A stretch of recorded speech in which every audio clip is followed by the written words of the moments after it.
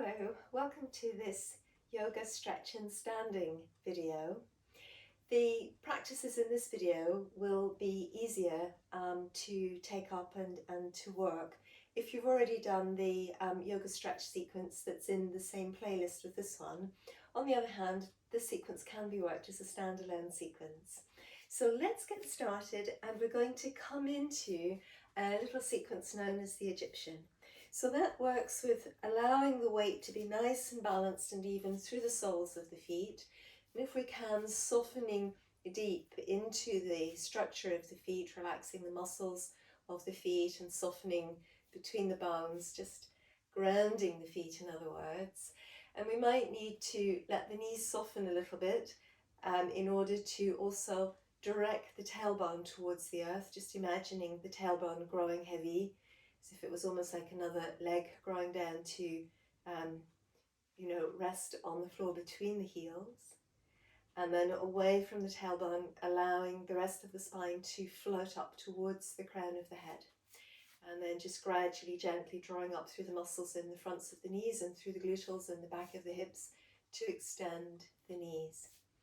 So as you're ready, with an inhalation, the arms are going to sweep out to the sides. The breath really dives into the chest, and with the exhalation, deep squat Vrksasana, hinging at the hip, keeping the spine lovely and tall, lovely and long. Then breathing in again, growing tall, tailbone reaching downwards still. Exhalation, lengthening up through the left side and actively engaging on the right side, side bend. Breathing in, both arms tall, and again lengthening up through the right side now and actively using these muscles to come into a side bend. So we go up to go over. Breathing in to come center and back into the deep squat Vrksasana.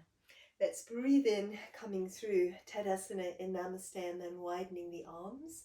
We aim to hold the pelvis in position and spiral through the spine. Breathing in to come center and breathing out, spiraling through the spine. Other side, arms open and relaxed. Breathing in to come center, we're going to reach up. Lots of strength pulling up through the back of the body, backs of the legs, backs of the hips, backs of the waist, back of the shoulders. We reach up, arch up to go back, open the waist, both sides. And then once again, we're going to breathe out, passing through Vrksasana. And it's from here that we fold on forwards, coming into a forward bend, keeping the abdominal muscles nice and lifted, and reaching the sitting bones up and back, spine really lengthening. We're only going to be here for 2 or 3 breaths, but of course, if it's easier, using bricks or blocks to support that position. If you've done the first video, of course, you've already been lengthening your hamstrings quite a lot.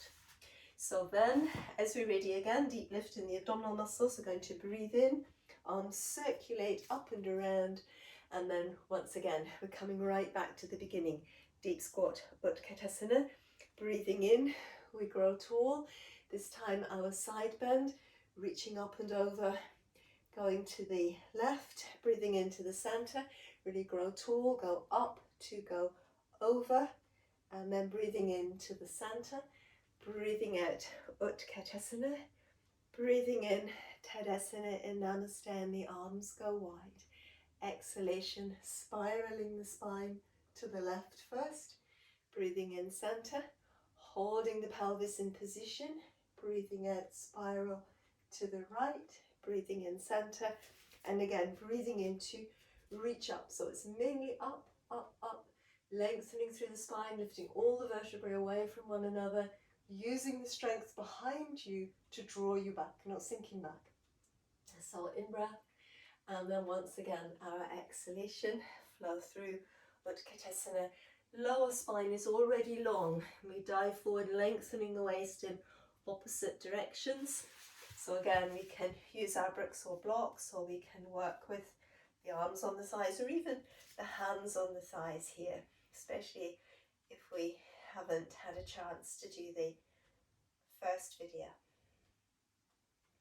So now then, as we're ready again, I'm going to breathe in, circulate all the way up and through, breathing out, hands pass back to Namaste. So let's just breathe here, a breath or two, just allowing the body to absorb what we've been doing. Exhalation, lengthening, And then again, just going to allow that to relax a little. So I'm going to come into a standing warrior position, and let's just come towards the end of the mat. You can breathe in, breathe out, and we step forwards, long stride, and then just thinking about the lunge. Now, remembering with the lunges that we need to just create space for the pelvis to move downwards. So create space between the thigh bones for the pelvis to move downwards, lengthening through the inside leg on this one, and the front of the thigh, front of the hip on the back leg, and spine lovely and tall. And let's just come back to this action we've already had, breathing in and breathing out to pull away. So breathing in, pressing down into that front heel, really letting the spine open, breathing out to come back. And again, if you work through the first video, this is very similar to the movement that we did in the bridge, the Dvipada, when we rolled the spine away from the mat and we opened the arms back. So last one here. And then again, we're going to breathe out and just step everything back. And then from there, let's give it a go to the second side.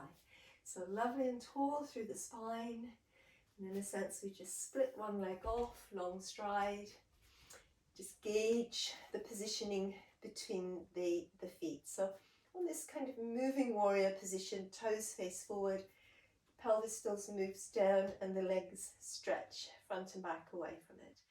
So this is our inhalation, again lifting through the whole spine and coming back.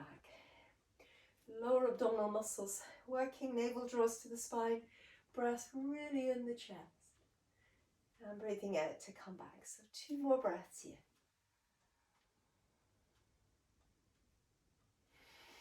And a last breath again.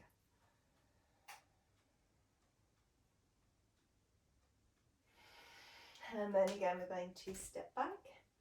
And let's just release the spine once more. Let it flow forwards, coming into a forward bend. And again, we're just thinking about being here 2 or 3 breaths. Then we can work, if we're nice and long, hands to the floor, or arms on the thighs.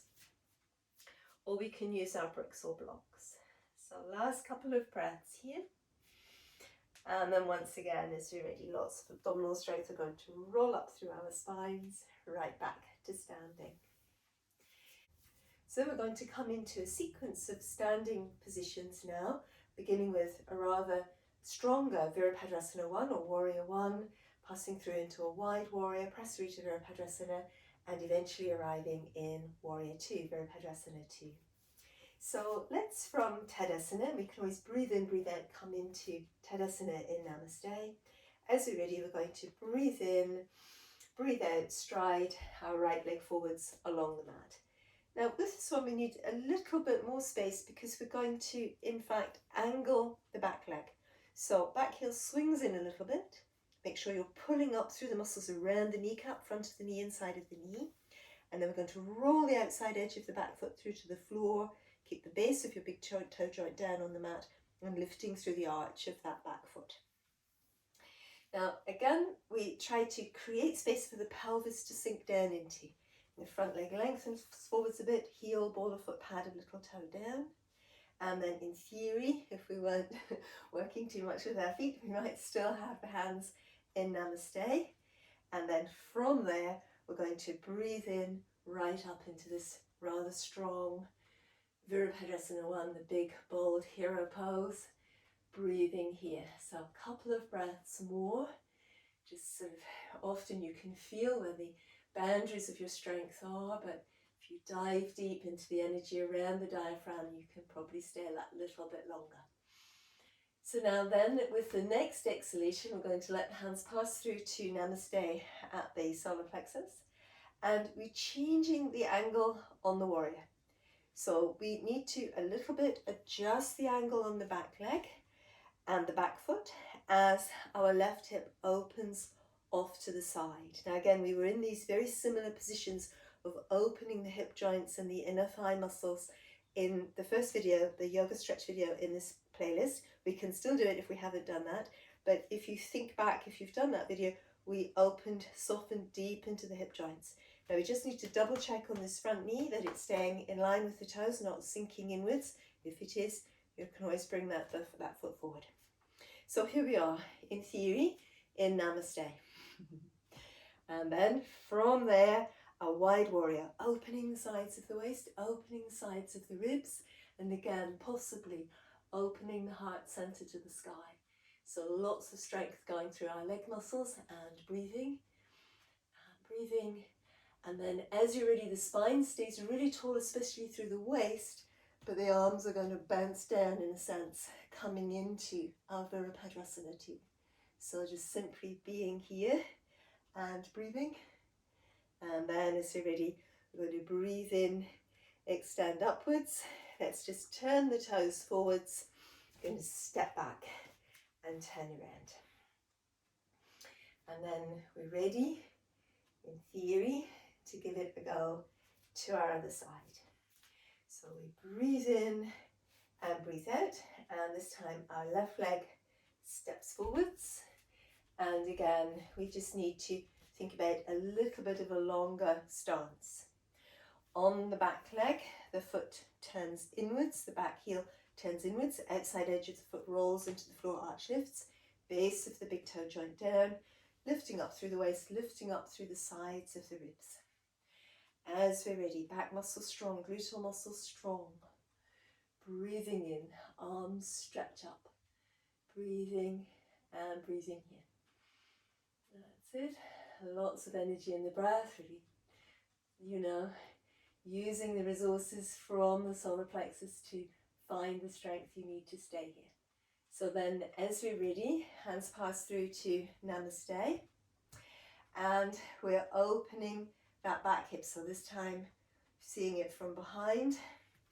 Again, we need to keep this leg aligned, or we need to swivel through the foot, everything swiveling to keep the knee in line with the middle of the toes. Back foot changes its angle a little, but we still keep pulling up through the muscles around the knee. Outside edge of the back foot draws into the floor. So again, I try to send my tailbone down a little, and I reach right upwards through my waist, right upwards through my ribs, and I might be able to find the heart center, lifting to the sky. So breathing, yeah. And then once again, as you're ready, we breathe in, right the back, breathing out, the arms come down, almost with a bounce, into that Virabhadrasana II position. Breathing there, lots and lots and lots of energy. And then once again, as you're ready, you're going to breathe in, breathe out. We can step up and turn forwards. Let's release our spines, diving down through the spine, coming back to the mat there. Head aligning with the rest of the spine, chin tucks towards the breastbone. Waist opens in two directions, up and back towards your hips, forwards and downwards towards the head and the shoulders. But of course, that's quite an extreme position. We might be working with our bricks or blocks. So then as you're ready, just rolling right back up again through our spines, all the way through to standing. And then an idea to come into Vrksasana, the tree pose. So it's a balance, and if you're unsure about balance, always just take some support. There's no reason why not. It's often better to take support than to, in a sense, imagine that this kind of position is very useful, because when you have the support, you can actually open the body. You can create space between your bones, and then the muscles that work between each bone can actually contract to support you. But when you're like this, the strength will never be optimal for actually supporting the skeleton. So I think it's often better to work with a little bit of equipment, support, and then in fact we develop our practice more readily. But however, you can't see me when I'm facing that way very well, and so I'm going to face this way and do it freestanding. Usually, I say as well, choose your leg which you know is stronger to balance on. So that for most people, that's actually the right leg. I find it's mostly the right leg. So we're going to draw up through the front of the thigh muscles on whichever leg we're opting to balance on first. Also, between the heel and the sitting bone, really draw up through the muscles and engage your gluteal muscles in the back of the hip to help stabilize the pelvis. We come back to our strength in the lower abdomen, the navel to the spine, and the waist strength working. Then from there, it's that opening through the depth of the hip joints. Now, especially in the yoga stretch video, we thought a lot about lengthening the spine through the waist as the leg moved off to the side, using lots of strength of the bandha, lower abdomen, navel to the spine.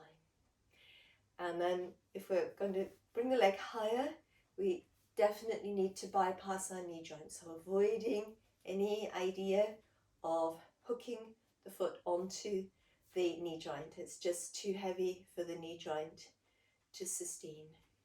We keep pulling up through our thigh muscles on the supporting leg, and I resist my inside leg towards my foot. And there is a bit of pressure from the foot towards the supporting leg as well. So as much as possible, tailbone moves down, and then as you're ready, we can lengthen up through the sides and the sides of the ribs. And it might be that you've got the strength, enough strength behind you to again lift the heart center to the sky.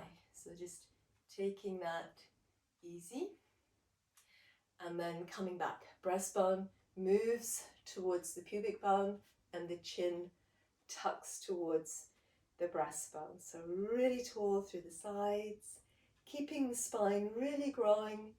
As you breathe out, bring the hands down, and often people let the spine sink as the hands come down, and then the position, all of it sinks. So then we just bring that foot back. Now sometimes if your trousers are a little bit shiny, as mine are today, that can make the tree a little bit harder. A matter trouser is helpful, and also if you're quite cold, doesn't sound good, but if there isn't much sweat on the feet, again, that makes it much harder to hold the position of the foot on the inside of the supporting leg. But it may be warmer where you are, or you may be wearing a different type of trouser, but just to bear those things in mind.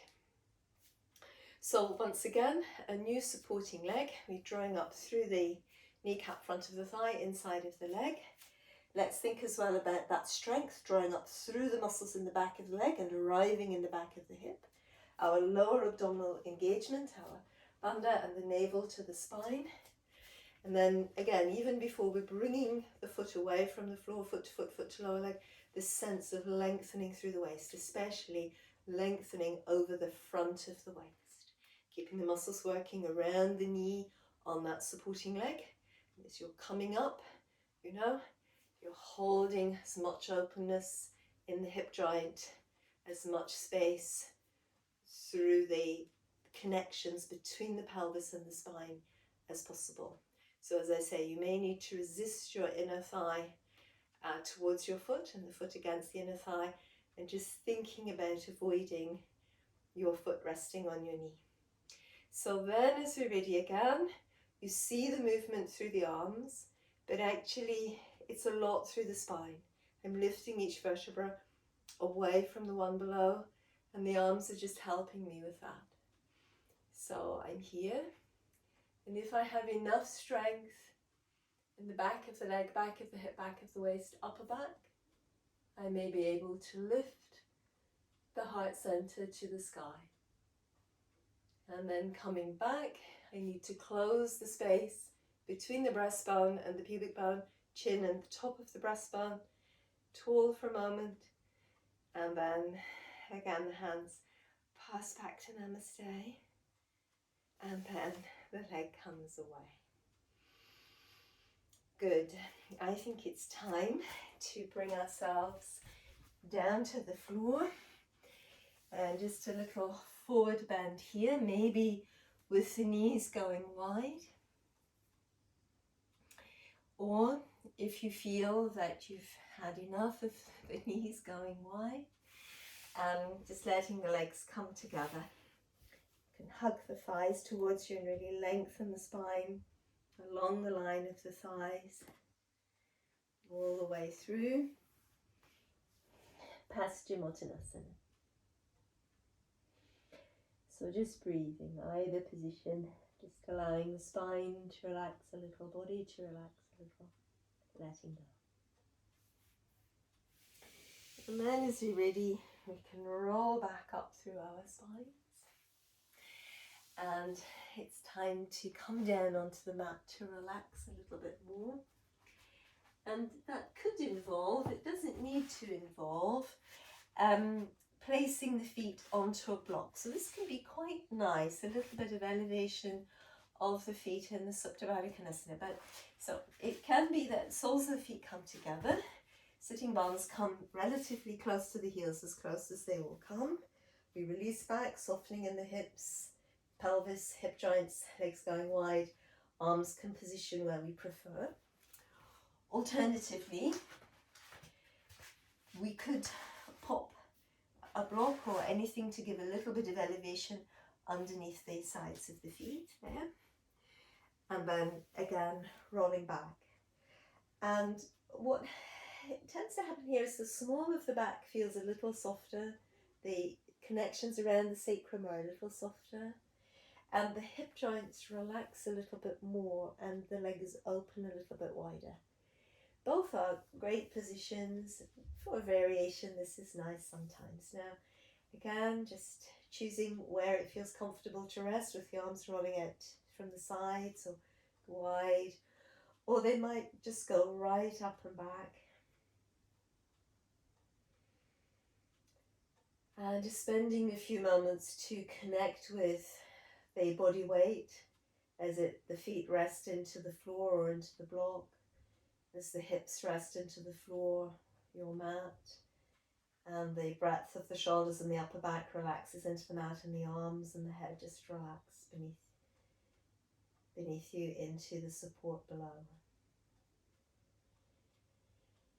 Spending just a few moments to explore the energy and the quality of the energy moving through the body, the energy of the breath, the energy of the breath as it meets the region of the solar plexus, and again the energy of the exhalation as it leaves the body.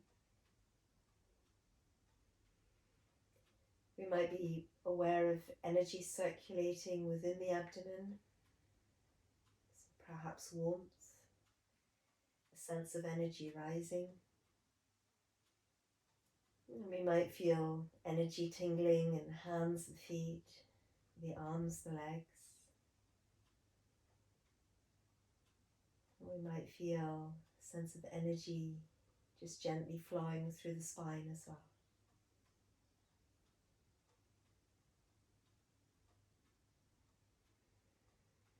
Spending a moment as well to observe the mind and the energy within the mind at present.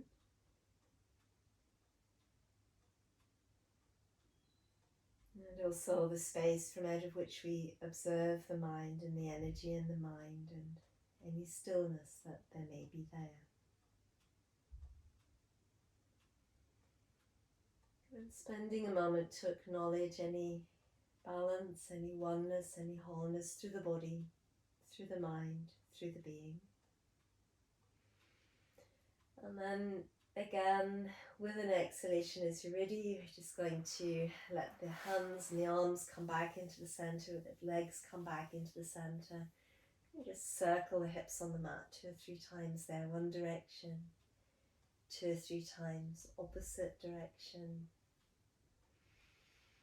And often just very nice to reach a stretch into the arms, into the legs, feeling the spine stretch in between, breathing out to fold in again to really relax the back, and breathing in again, let the spine lengthen, reaching long arms and legs. And just give that one more breath, feeling at the same time that your senses, sense of sight, sense of hearing, moving out into the space where you're actually located and just reorienting within your environment. Knowing the boundaries of the physical body as well, where it begins and ends. feeling connected all through that space, ready to move around. We can roll onto one side and let the spine settle for a moment. Abdominal muscles working, going to roll up towards seated. Om Shanti Namaste. Thank you for watching. I hope you've enjoyed this sequence. I hope to see you again soon on Movement Style.